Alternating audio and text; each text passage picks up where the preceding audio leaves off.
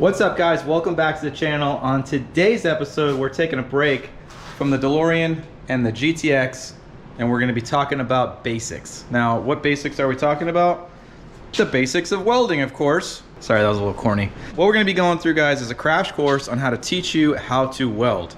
Now, I don't really do MIG welding that often in the shop. I just do TIG welding. And for a lot of you guys that watch this channel and are into cars and into motorsports, you like stuff like this. You like headers, you like intercooler piping, like we have here. You know, intercooler piping and titanium, wastegate dumps, exhaust systems, stuff like that. So for titanium, obviously you need a TIG welder, and aluminum you need a TIG weld. You can use a MIG welder to weld aluminum, but it will look absolutely terrible.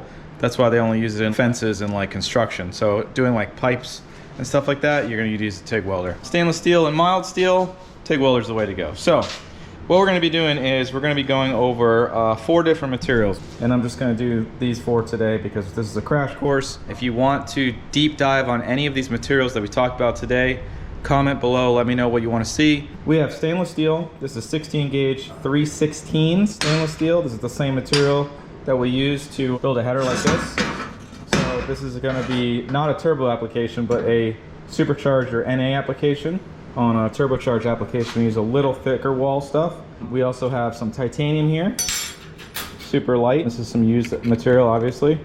Messing around with some titanium. And then we have good old aluminum. So we use aluminum for intercooler piping. Some people use it for exhaust systems on like drag cars and stuff. And then, you know, aluminum is used a lot on boxes, intercooler end tanks, like what we got here on the Delorean. So you got your vibrant intercooler core, and then you make your own end tanks, stuff like that. So we're gonna show you guys how to weld aluminum as well. And then last but not least, we will be doing some mild steel. And you might think mild steel is probably the easiest, but believe it or not, it's actually not the easiest to weld, and we'll explain why in a little bit. So before we get into all this stuff, we have to talk about equipment. TIG welders are expensive. By far the best bang for your buck, and we're not sponsored by these people, is this Everlast. So this is the 255 EXT. You can weld up to a 1/4 inch with it. It's got a water cooler built into it. You can get it without the water cooler if you're just doing thin stainless steel stuff and thin titanium. And you can even get away with some aluminum, even though the torch can get a little hot. The water cooler is obviously optional. This is like $1,700, I think. With the water cooler, you might be looking at like close to $2,000. Don't quote me on that. I don't really have the pricing in front of me. But this thing is a freight train, and it's never really done me wrong. So real simple, we have a WP20. So this is the smaller torch. This isn't the giant torch. I'm using a 1/16 tungsten. Yeah, we're using the EWG, which is the this is the one that you can use aluminum and stainless. You can just use it for anything. It's the way to go. The days of using the green tungsten for aluminum and the red tungsten for steel are a thing of the past. So we're gonna go ahead and fire this thing up real quick. The settings on this machine are gonna be very similar for stainless, titanium, and mild. And then it's gonna be a little different for aluminum. So we're gonna go ahead and fire it up. Got a little switch on the back. We're using straight argon for our welding gas. So what I like to do is obviously set my gas first, so you can hit purge on the machine. So right now we're set at 25. I'm gonna explain later why you're gonna mess with your flow, why you're gonna mess with your gas levels when you're welding different materials. I'm gonna set my temperature. You got your adjustment here for welding amps. You know, there's a ton of adjustment here, guys. So I'm just gonna go through the basics. So right now it's set up on normal setup. It's DC, so we're good for steel, mild steel, titanium, not for aluminum. Aluminum we're gonna do AC. These Everlast machines actually run really hot. So anything on like a Miller that you run at 40, you'd run this thing on like 30. So for today, we'll start with the easiest material to start a little lecture for the day. As far as ease of use, you know, easiest to hardest, titanium's the easiest. And then you got stainless steel, and then you got mild steel, and then aluminum. Actually, there's a little tie between the aluminum and mild steel, and I'll explain that later. But for right now, we're gonna focus on titanium. And a lot of people are really intimidated by it because of the back purging. I'm not gonna focus too much on back purging, but you'll be able to see when I weld this stuff together what happens when you don't back purge it. That doesn't mean it's not gonna be strong, and it doesn't mean it's gonna fall apart. You just get this weird scaling that happens on the inside of the pipe. So Let's start off with the prep, and then we'll go to welding it. All right, so for titanium and stainless steel, your best friend is going to be acetone. And acetone you can get from any hardware store. It's going to remove all of the oils and any sort of impurities off of the metal. If you order stainless steel or titanium from any reputable manufacturer like Vibrant or Stainless Brothers, these come individually packaged in plastic. So they come like this. See that? So they're fully sealed. So what I like to do is I'll use latex gloves when I'm handling this stuff. The latex gloves basically just stop you from getting fingerprints all over the material. With titanium, fingerprints will actually burn into the metal once you weld it. So if there's any fingerprints, I've had an exhaust system before where I was building like the whole exhaust system. A customer came over, touched the exhaust, and then I welded it, and there was a bunch of fingerprints just melted into the metal. And they pretty much just stayed there for the life of the car. So use some latex gloves and go ahead and prep the titanium. You know, get all these marks off of it. Also, what I like to do is I'll take the acetone and I'll clean my work surface really good. If you share your bench, you know, your welding bench and your fabrication bench, and you're grinding on it and everything, just get it perfectly clean. Like no dust, no dirt, because that'll just transfer over to the material. So we got our titanium prepped right now. On one side of it, I'm going to show you guys what's called fusion welding, and then on the other side I'll use filler wire, and we'll explain the difference between the two. All right, so we're going to start by tacking this stuff together.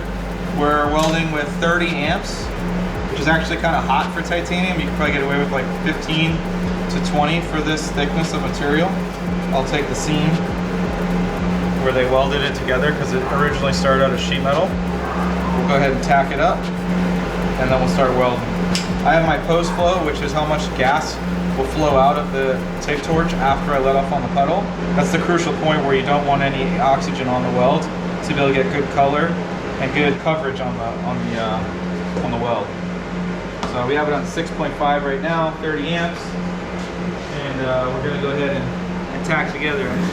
For tacking, you don't really need a filler wire, especially when you're using this laser cut stuff. It's pretty much perfect as far as the way it's matched.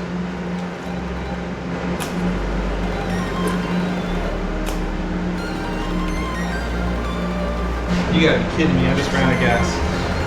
Alright, well, I ran out of welding gas. It was weld mill day yesterday. So you kind of need that to weld. I'll be right back. Alright, we're back from the welding store. Let's try this again. So when you go to tack titanium, it's super soft, this material. So you don't have to worry about starting on one side or the other. You can go right in the middle of your seam, flat foot it. As soon as you see the puddle form, come off, hold the gas over it until you see the red cherry go away. So it'll slowly come out like dimming a light bulb.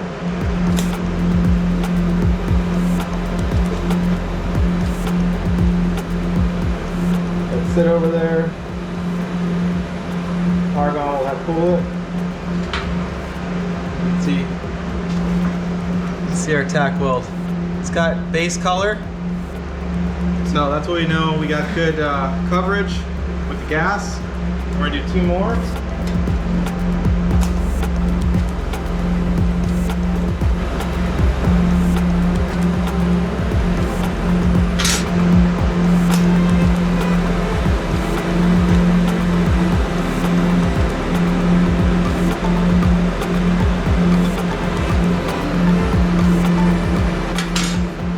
Now, with titanium, you could use a glass cup like this.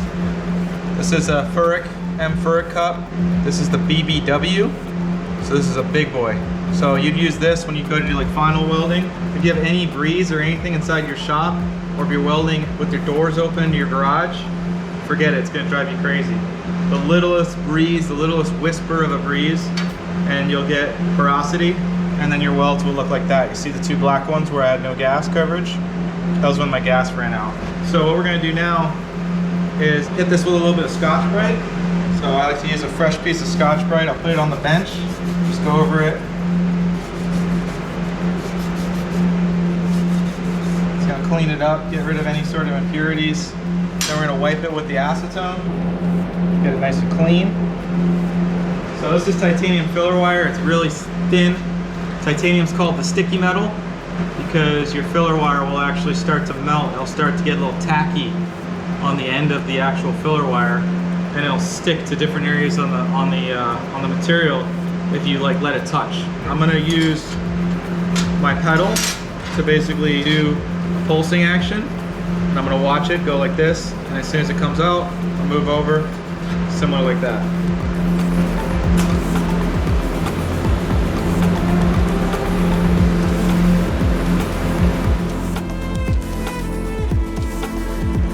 So you can see a little bit of bluing and purple there, but most of it's gold. The reason why I got a little bluing is because my gas isn't turned up all the way and I'm not using this giant cup.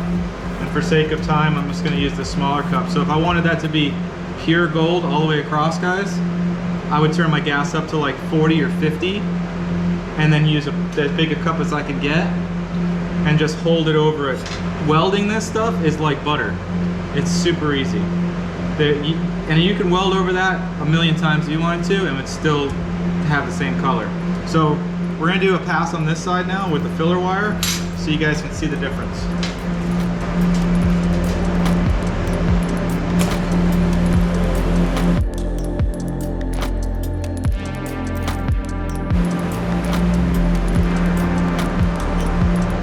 So you can kind of see the difference with the filler wire. You have what's called positive convexity. It's got a little pump up. You're gonna wanna use filler wire on stuff that's under pressure, like intercooler piping. And then you can do on intake pipes, like if you're doing like an intake pipe on an NA car, like a 4-cylinder or something, fuse it together. It'll be nice, flat, easy weld for you, nothing too hard. So that's kind of the crash course in titanium, guys. You basically sit there for a couple hours until you got that, okay? But mainly if you got a good hand and you know how to weld like just with a TIG welder, this stuff is super forgiving, it's super easy to weld, and there's really nothing to be afraid of. So next thing we're gonna do is stainless steel. So for stainless, I'm gonna pump up the amperage to 45, and it's gonna be a similar process. You know, get it nice and clean, okay? Stainless steel is a little bit harder to deal with, and it's a little difficult to get color out of it. And the reason for that is because of the chromium that's in the metal is what makes it stainless steel. You can actually overcook the stainless and burn all the chromium and all of the nickel out of it, which then turns it back to iron. And that's why if you're welding too hot, if you're using way too much amperage, like right now on this material I'm using 40 amps and I'll probably only be like half throttle. The only reason I want that is because I want to spike up the temperature when I first start the weld. If I flat-footed on that, I could burn the living daylights out of this metal and it'll be black. So I'm gonna do a proper weld on this first so you guys can see what it's supposed to look like, and then I'll burn the living daylights out of it so you see what a pour weld looks like. You always want to use a filler wire that's one step higher than your base material. So if your base material is 308, you want to use 316. If this is 316, you want to use 324. The reason for that is when you cook this metal, you're burning the chromium out of it. You got to add it in. So you want a higher grade of stainless when you're welding your base material. So for tack welding, I'm not gonna have to use filler wire. I can use just the torch.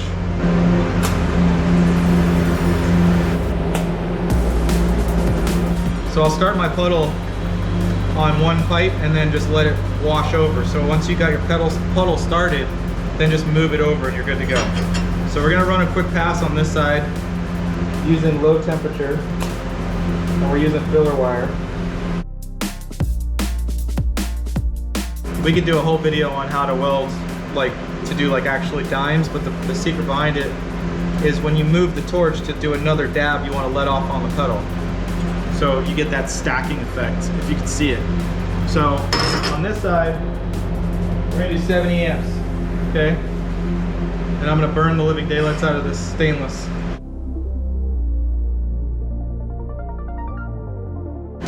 Look at that. See how hot it is? You see the heat signature, how big it is? Now look at that side with 40 amps. So 70 amps, 40 amps. So You don't need a ton of amperage to weld this stuff. And with stainless, you can't really take your time with it. With stainless, the longer you're sitting there welding, the longer you're gonna burn that nickel and chromium out of that steel, turning it into iron. And that weld has some color to it, just because my gas coverage is okay. But the second you fire that car up and it gets wet once, those welds are gonna rust. So that's kind of the crash course in stainless. These two materials weld pretty similar. The only difference is you need a little bit more amperage with this. You gotta move a little faster. You can't really dilly-dally. And if you do, just keep your amperage really low. And then keep in mind your filler wire is gonna be one step higher, one grade higher for the stainless. So next we're gonna do aluminum next. So a lot of people are afraid of aluminum. The biggest thing that you have to remember when you're welding aluminum is the prep. So aluminum is soft, obviously, and it is very porous. So this is a steel carbide bit. You see how fine the teeth are? This is aluminum carbide bit. So how big that is? So what you would do is you're gonna run it over that leading edge, and it's gonna get a machine finish. Once you have it clean and it's like a machine finish and there's no impurities or porosity that's chunked down in the metal, it's gonna weld a million times better. The prep is like key with aluminum. Since this has been rough cut with a cutoff wheel, we're gonna go ahead and prep it with the carbide first. I wanna make sure all the impurities are out of there.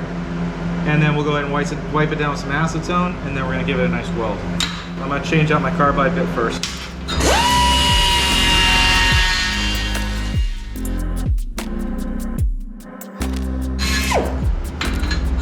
See how it's got like a machine, like it's shiny? That's just pure aluminum right there. That's what you want.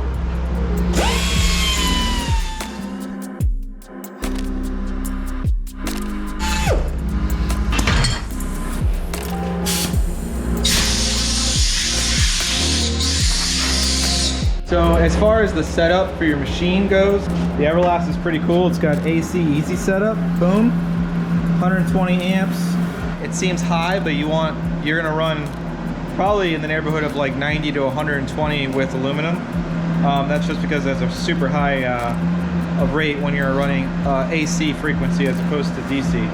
So we'll probably put it down to 90.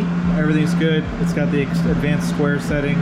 You don't really have to worry about post flow. You don't have to worry about holding it over the aluminum or anything like that. We're using 4043 filler wire. This is gonna change the color of the base. You know, the base material is probably not that high. The higher the number, the higher the rate, the harder the material is. So like 6061 will be used in a lot of machining processes, making like billet manifolds and flanges and stuff. What we're gonna do is we're gonna tack on the sides first. Like say you want to do some intercooler piping. You can see how thin it is on the top to the bottom. See that? So I'm not gonna try to tack here and focus all my heat there on that really thin spot because it's gonna be ice cold and it's gonna be kind of a nightmare. I wanna go on the sides, here and here, where it's nice and neutral. And then you're gonna have no warpage on this guy. So you don't wanna really rush aluminum. It's not gonna weld together immediately like stainless and titanium does. It's not gonna just boom, just tack like that. You gotta like heat up that little area, get it a nice puddle going. Once this material heat soaks, aluminum has a good property for thermodynamics as far as getting rid of heat and soaking it. That's why you use it a lot in cooling systems. Once it's heat soaked, then it'll weld a lot easier. That's why you're gonna leave that thin spot right there for last. So we're gonna go ahead and tack each side and then start running our beads.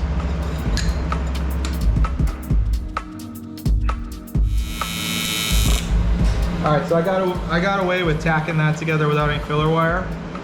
As you can see, it's really brittle. There's not much holding that together right now. So we're gonna go ahead and do the other side.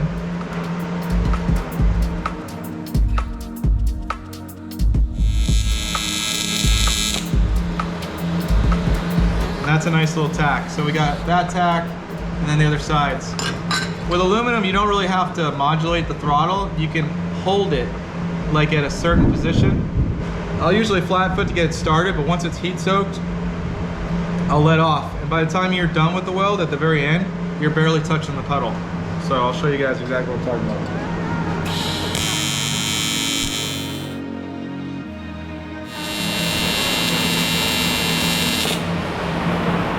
So that's half throttle. And the pipe is pretty stinking hot right now. Sometimes you get to, the part is so stinking hot you can't touch it. So you can use something that's called a TIG finger. And this is basically a heat blanket that goes around your pinky. And you can find it pretty much at any welding website or whatever like that. And you can actually rest your hand on the aluminum so that you don't get cooked. We're gonna go ahead and finish up the other side, and I'm gonna show you exactly what we're talking about.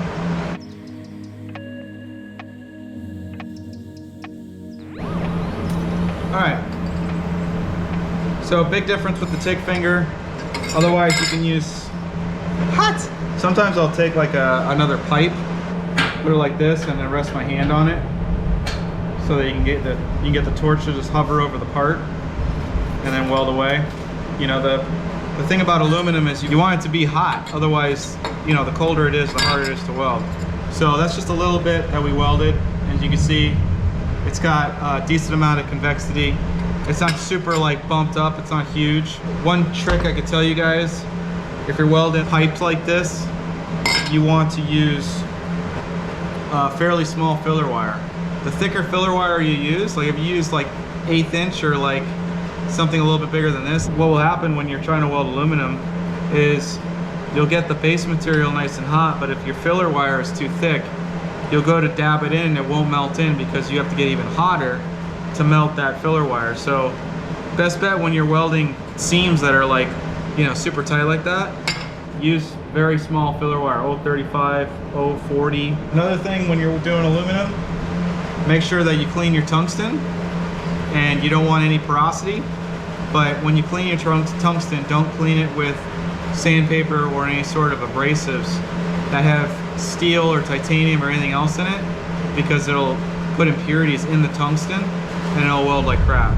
So aluminum is a little tricky because it's just super temperamental, because everything has to be kind of like perfect. But once you have all the basics down and you have it clean and everything is prepped right, this stuff really isn't that hard to weld at all. You know, it's actually pretty easy. So that's aluminum. Comment below if you have any other questions about aluminum or anything like that. And we have one left. So we have our last material, which is now mild steel.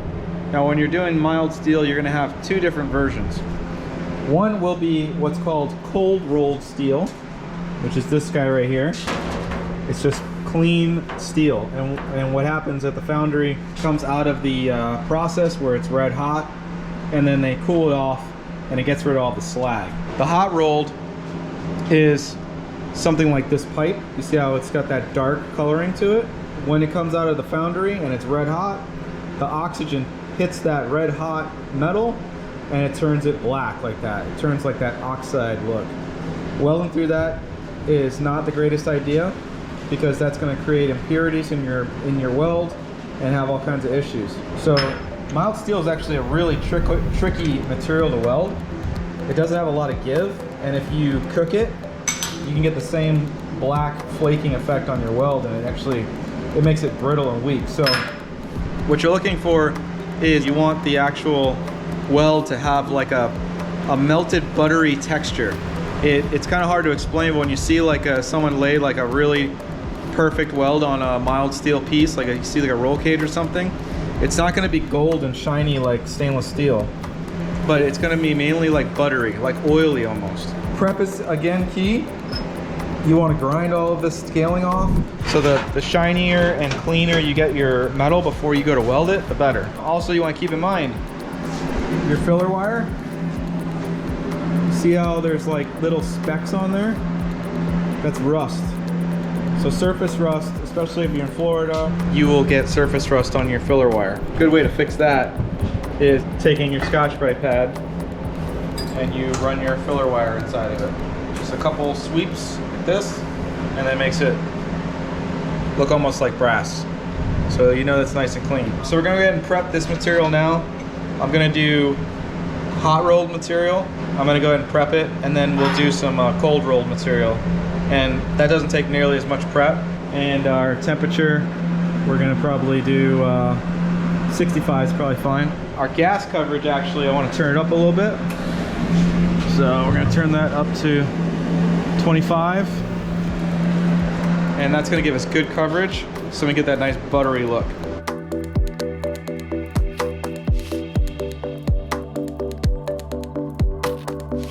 Look at that. That's how you want your metal to look before you weld it. It's just like a nice paint job. The more prep you put into it, the better it's gonna look. Just gonna tack it on either end.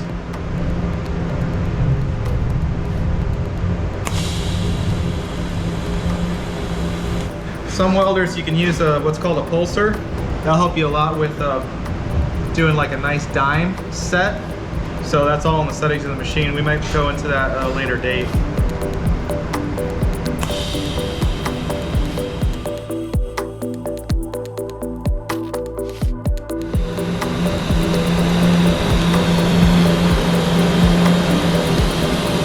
So, see how small the weld is? You see how fat it is? Kind of sticking up. That's kind of a cold weld. So I bumped it up to 65 to see if it gets any better.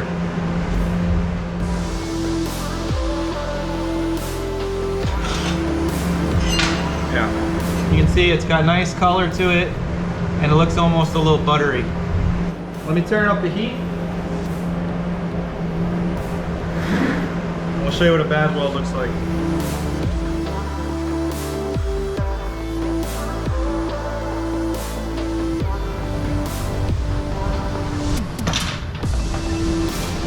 Actually, that doesn't look too bad. So you can see the temperature. You see the heat pattern, how much heat I put into it compared to that one. You know, the more you heat soak the metal, the more brittle it gets. You kind of want to get in and get out. We'll go ahead and do a quick pass on the mild steel piece. I want to show you guys exactly what it looks like when you weld over this.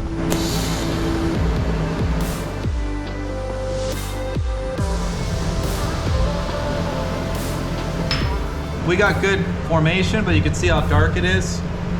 If you're welding anything together that you want to have any strength, you want nice clean metal. So that's pretty much it, guys. We went ahead and did mild steel. We did aluminum. We did some titanium, and then we did some stainless. So obviously there's a ton more that goes into welding. You have equipment set up, you know, how you make your settings on your machine, your gas flow, how much gas you're gonna run on different types of weld. You have all these attachments that you can get, you know, different glass attachments, different gas lenses, and then you have different tungsten. So there really is a million different ways to skin a cat when it comes to welding, and everyone's got their own ideas as to how things need to go. But I just wanted to give you guys just a general overview for somebody who has basic knowledge on how to strike an arc and actually how to TIG weld, and they're kind of wondering how to get their game to the next level. If you guys want to deep dive on anything else, like I said before in the last episode when we did the headers on the GTX, we are thinking about doing some live soon, and we want to be able to fine-tune the process, because if we can't teach you guys something, then we're really not doing anything here on the channel. As much as I'd like to let you guys see me having a lot of fun with cars, I think learning how to weld, learning how to work with your hands is a big part of why I'd like to do this and like to share information with people. So if you guys want to learn more, or if you have any other questions, like I said, comment below, go check out our website, drop us a line. But for now, hope you guys enjoyed the episode. Short and sweet. Hope you guys learned something, and we'll see you on the next one. See you later.